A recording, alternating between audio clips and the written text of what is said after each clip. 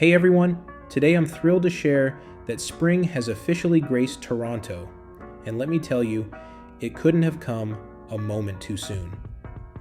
With the mercury hitting a delightful 19 degrees Celsius, it feels like the entire city had the same idea to soak up the sun. Hyde Park was the place to be.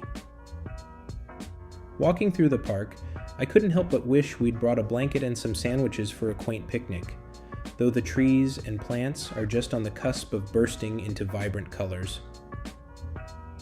The wildlife was more than ready to put on a show. Birds and squirrels were the stars of the day, making their presence known in every corner. Now, let me share a little adventure. My unexpected encounter with Mr. Swan. Turns out getting too close can ruffle some feathers, quite literally.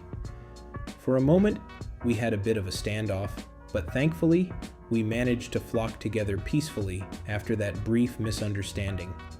And, of course, it wouldn't be a day in the park without some cheeky ducks.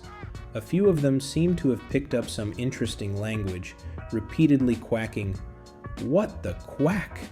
It was impossible not to laugh, despite their slightly rude demeanor.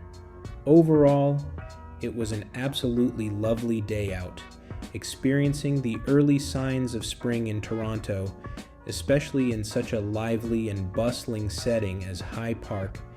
If only we'd remembered that blanket and sandwiches, it would have been perfect. But there's always next time, right? Thanks for tuning in. Until next time, stay safe and keep embracing those beautiful days out.